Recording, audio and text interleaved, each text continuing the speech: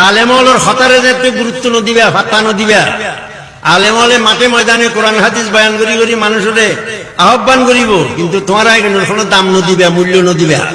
অবস্থা যদি এই হয় তাহলে আল্লাহ নবী হাদিসে ফরমাইয়ে দে সায়াতি আলান নাসে জামানুন এমন একটা সময় মানুষের কাছে আইরে পৌঁছিব ইয়াফিরুনান নাসু মিনাল উলামা ওয়াল ফুকাহা মানুষ হল আলেমতুনটাই যাবে আলেমলের হতারে দাম দিত নয় মূল্য দিত নয় আলেমলে জিয়ান হইবে যেন তুই সরিয়ে যাইব মানুষ এই লোক সময় আইব এই লোক সময় আই যাবি এইরকম সময় যেতে আইব ফায়াবতালিহিমুল্লাহু বিসালাসি বলিয়া তখন আল্লাহ তিনজন বলা নাযিল করিব দুনিয়ার যেতে মানুষে আলেমলের হতারে কোনো দাম নদিব কোনো ফাত্তা নদিব যেন মনে হয় গরি বেপরোয়া ভাবে চলিব তখন আল্লাহ তিনজন বলা নাযিল করিব দুনিয়ার তিনজন বিপদ আইব এক নম্বর বিপদ ইউরফাউল বারকাতু আন কাসবিহিম ইউরফাউল বারকাতু আন কাসবিহিম এক নম্বর বিপদে বুদে মানুষের শত শত টাকা পয়সা কামাইব হাজার হাজার টাকা কামাইব কিন্তু মানুষ অভাবত্যাগ টাকা কামাইব পয়সা কামাইব কিন্তু অভাবত্যাগ অভাব যাইতো না এখন অবস্থা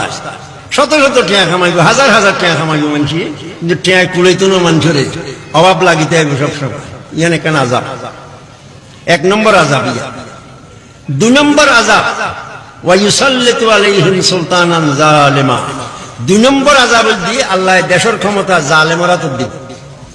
বালা মানুষের হাতুন মেজে দেশের ক্ষমতা দেখতো নয় খারাপ মানুষের হাতুন মেজে দেশের ক্ষমতা যাবে বই খারাপ মানুষের নিজের ইচ্ছা মজিন ধ্যান মনে হয় মদখোর শরাবখোর চোর ডাকাত টেয়া পয়সা ওই জন্য ঘরে দেশের সালিশ জ্ঞান না বর্তমানে দেশের সালিশ জ্ঞান চোর ডাকাত একসময় মেজি নাম করা ডাকাইতেছিল বর্তমানে বড় সালিশ জ্ঞান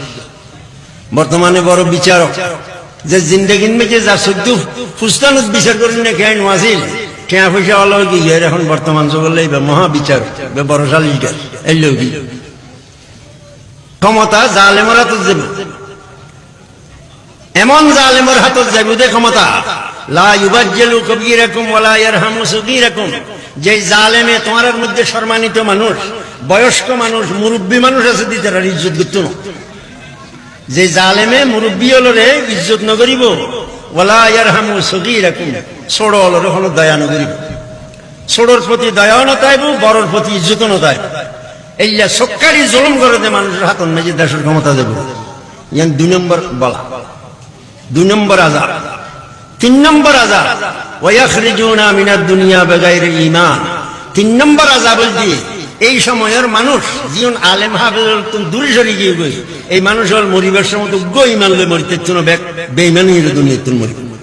তিন নম্বর শাস্তি তাহলে এই সমস্ত শাস্তি দেশের মধ্যে আইয়ের বলি মনে হয় দেশের মানুষ হল স্বভাব চরিত্র অনেকটাই লোগী বর্তমান অনেকটাই লোগী মজা হাজরিন প্রত্যেকে আল্লাহরে ডরাইয়ের নিজে নিজের সংশোধনে যাও